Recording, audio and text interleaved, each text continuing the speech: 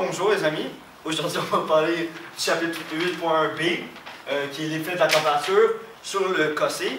Comme on l'a appris dans le dernier chapitre, le cossé c'est la constante d'équilibre. Alors la base, la température si elle augmente, le cossé diminue. Si la température diminue, le cossé augmente. Et on va vous expliquer pourquoi.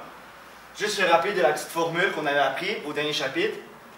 Le cossé, c'est égal à la concentration du produit exposant son coefficient dans la formule sur la concentration du réactif à l'exposant encore de son coefficient dans la formule. Où la concentration est en mol par litre et le cossé aucune unité de mesure.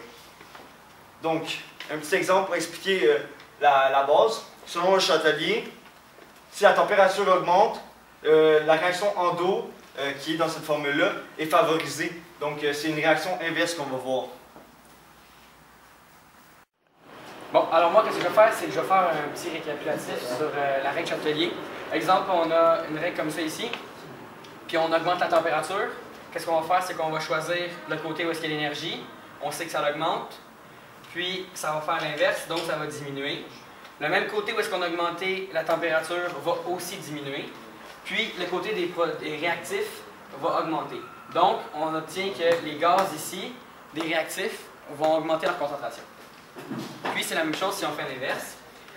La seule différence, c'est qu'on va diminuer la température. Donc, on va diminuer du côté où est-ce qu'il y a l'énergie. Ça va faire une flèche inverse. Le même côté où est-ce qu'on a augmenté va faire la même chose, va augmenter. Puis, la concentration des réactifs va diminuer. Donc, pour expliquer la base, justement, qu'on vient d'apprendre, la température augmente.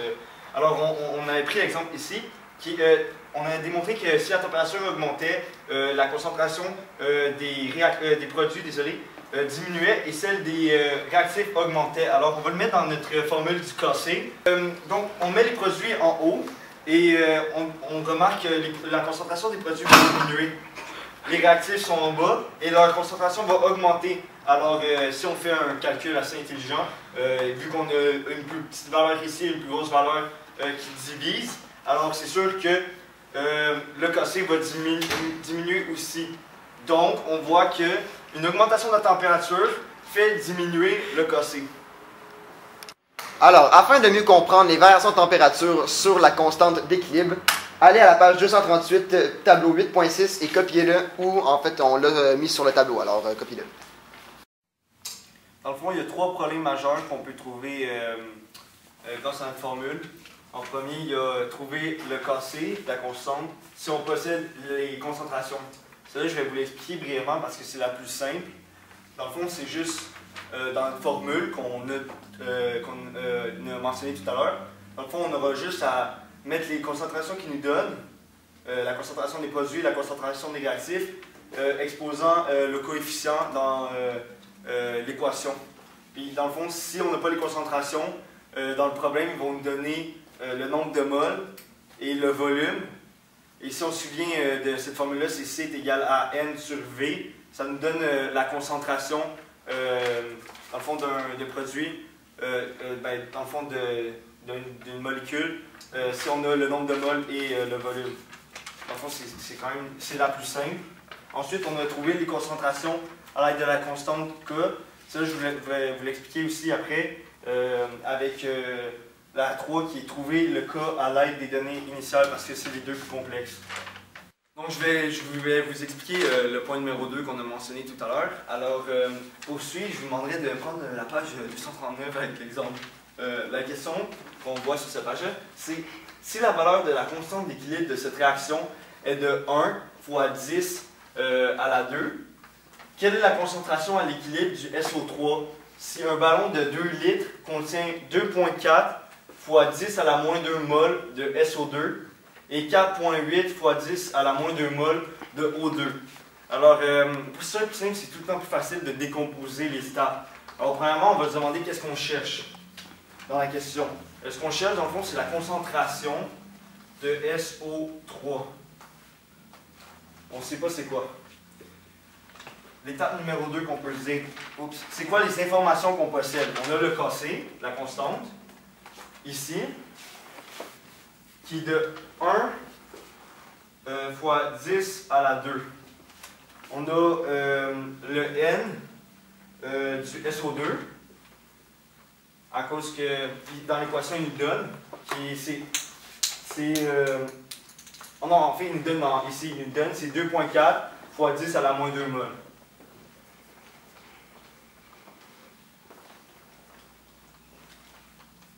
Voilà. On a le N du O2, qui est aussi donné, qui est 4.6, 4.8, désolé, fois 10 à la moins 2 mol. Et on a le volume du ballon, qui est égal à 2 litres. Donc, la troisième étape,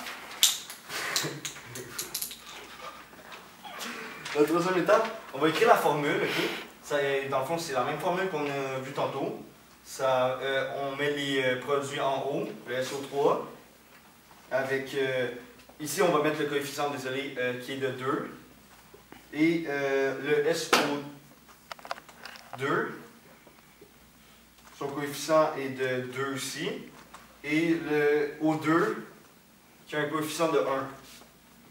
Ça va donner, dans le fond, il faut isoler le SO3 dans cette formule-là. Ça va donner la concentration de SO3 à la 2 est égale à la racine carrée de KC SO2 à la 2 concentration de O2. Dans le fond, si vous ne comprenez pas ça, vous avez juste à isoler. Donc pour isoler, on va multiplier ce qui est ici par le KC. Et pour ôter le à la 2, on va faire une racine carrée. Aussi simple que ça. Je vais écrire l'autre formule aussi qu'on va avoir besoin dans ce numéro-là.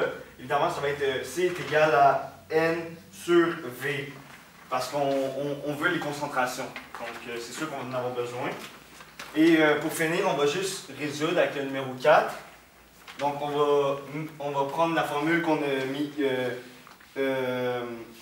Enfin, on va trouver la concentration de SO2. Parce qu'on en a besoin dans les formules. Donc on a le KC, on va trouver la concentration de SO2, la concentration de O2, et en résolvant l'équation, on va trouver la concentration de SO3. Donc on a le nombre de moles qui est 2.4 fois 10 à la moins 2 mol sur 2 litres. Qui va donner une concentration de 1.2 fois 10 à la moins 2 mol. Ouais, c'est ça. Donc, et la concentration de O2 qui est de 4.8 mol fois 10 à la moins 2 mol sur 2 litres aussi, qui va donner une concentration de 2.4 fois 10 à la moins 2 mol. Par litre. Ouais, par litre, désolé. Ok, donc là on a nos deux concentrations ici. On avait déjà notre constante. Puis dans le fond, on veut juste trouver le SO3. Puis vu qu'on a déjà isolé le SO3 dans la formule, on va résoudre pour trouver le SO3. Donc,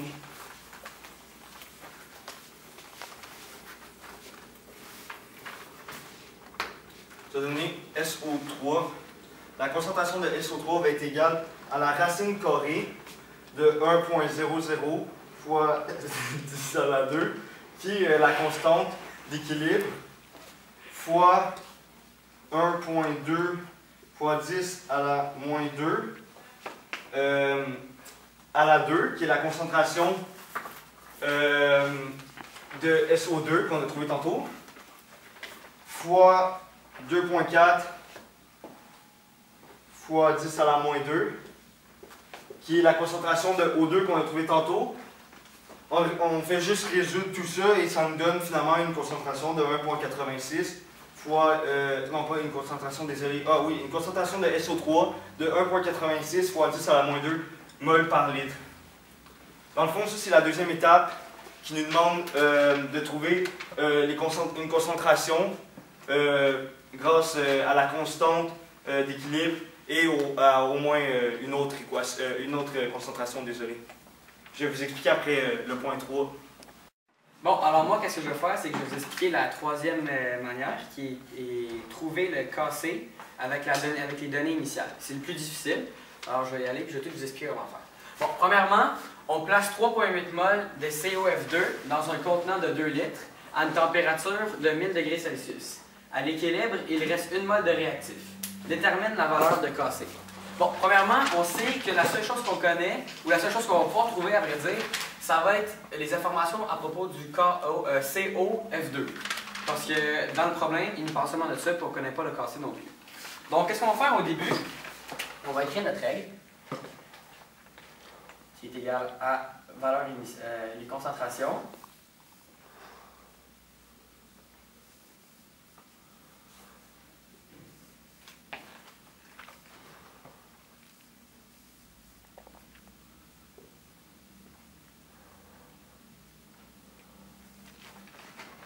Parce qu'on le met à la 2 parce que le coefficient devant le COF2 c'est à la 2. Bon. Ensuite, qu'est-ce qu'on va faire en deuxième étape? Ce qu'on va faire, c'est qu'on va trouver la concentration à l'équilibre. Donc, pour ce faire, qu'est-ce qu'on va faire? C'est qu'il faut trouver la concentration initiale du COF2. Il faut trouver la concentration initiale, puis la concentration finale.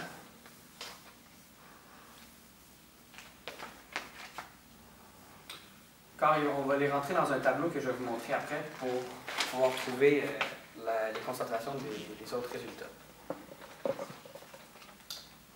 Donc, pour trouver la concentration initiale, ce qu'on va faire, on va utiliser la formule qui est égale à C est égale à N sur V. Dans le problème, ils nous disent qu'on a 3,8 mol.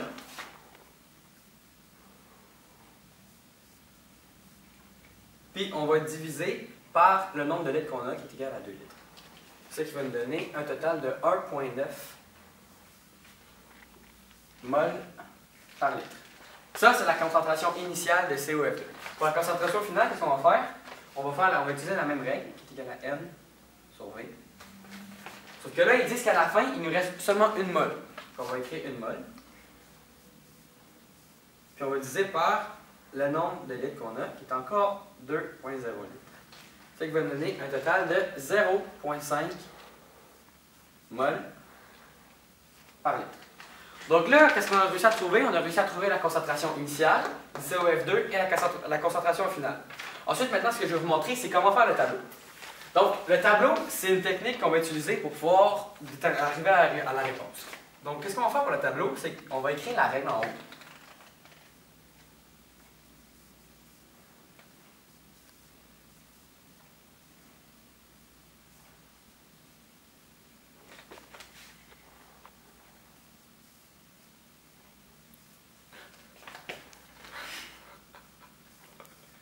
Bon, ok. Voilà la règle. Ensuite, qu'est-ce qu'on va faire? On va écrire ici, initial, la variation, car entre l'initial et la finale, il y a une certaine variation. On va tirer un trait, puis ici, ça va être la finale. Donc, avec ce tableau-là, ça va nous permettre d'arriver à la réponse. Alors, on va juste écrire chaque concentration qui va être écrite en dessous va correspondre au produit ou au réactif. Au réactif ou au produit. Donc, ici, la première concentration initiale qu'on a réussi à trouver pour le COF2, la concentration initiale, c'était 1,9 mol. Fait que 1,9 mol. Ici, c'est notre première concentration. Ensuite, la concentration finale, c'est 0,5 mol par litre.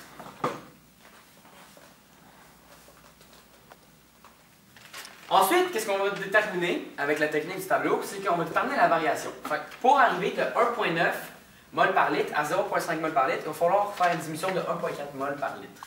Donc, notre variation va être de 1,4 mol par litre. Ça, c'est la variation. C'est notre première variation.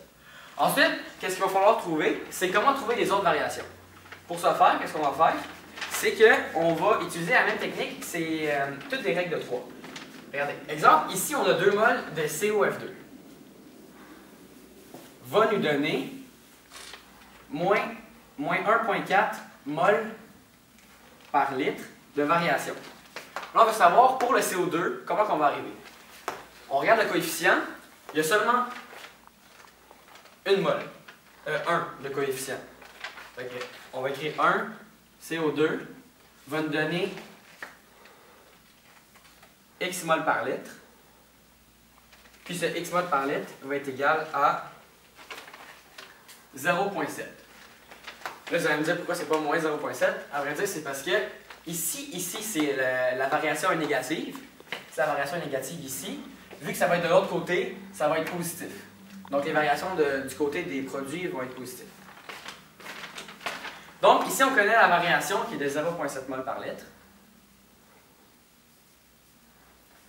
On pourrait calculer ici pour ici aussi, sauf que si on regarde, les coefficients sont de 1 pour les deux, donc ça va être la même chose.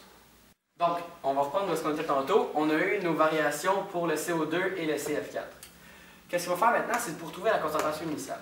Si vous voulez bien suivre ce que je dis, à la page 240, ils disent que, dans le petit étoile en bas à gauche, ils disent, puisqu'on ne parle pas de ces substances dans l'énoncé du problème, on en déduit que leur concentration initiale est nulle. Pourquoi? Prenez par exemple qu'on fait une réaction. Si on n'a pas encore commencé la réaction, il ne va pas encore avoir de produit parce que les réactifs sont pas encore. La réaction n'est pas encore commencée, on ne peut pas avoir de produit tout de suite. Il faut d'abord débuter la réaction. Puis on prend en considération que la réaction n'est pas encore débutée dans ce problème. Donc, les concentrations initiales vont être de 0 mol par litre.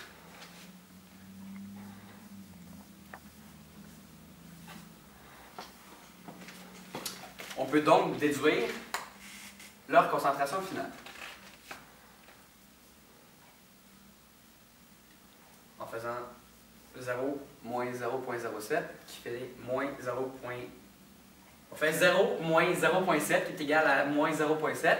Sauf que, vu que c'est de ce côté-là, on va le mettre positif, vu que de l'autre côté c'est négatif. 7 par litre. Puis c'est la même chose pour celui-ci parce qu'on a le même coefficient qui est égal à 1. Donc, ici on a les concentrations finales. C'est ça ici, ça va être plus simple. Ici on a les concentrations finales. Ici, c'est nos concentrations finales. Qui correspondent à cela, cela et cela. Donc, la quatrième étape, même si on va dire la troisième, on va dire la troisième étape. Pour trouver le Kc, on va utiliser la formule qui est égale à Kc. Sauf que pour utiliser les concentrations, au lieu de tout retranscrire de la formule, vous allez juste prendre ces concentrations-là ici. Donc, qu'est-ce qu'on avait écrit comme concentration au début? La formule, c'était ça ici. Donc, on va remplacer. On va faire Kc est égal à la concentration du CO2, c'est égal à 0,7 mol par litre. 0,7 mol par litre. Voilà. Ici, ça va être encore, c'est CF4, le CF4 c'est 0,7 mol. 0,7 mol par litre. On va diviser par le COF2, la concentration finale. 0,5 mol par litre. Donc, la réponse est le Kc est égal à environ 2.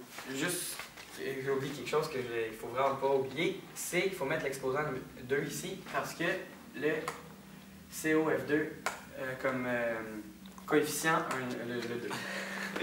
Donc, ce que vous devez faire pour arriver à la réponse, vous prenez vos concentrations, ils vont vous en donner une pour que vous pouvez en trouver une complète. Ce que vous allez faire ensuite, c'est des règles de 3 pour déterminer les variations pour les autres. Ensuite, vous savez que les concentrations initiales sont de 0, à moins qu'ils vous donnent d'autres renseignements.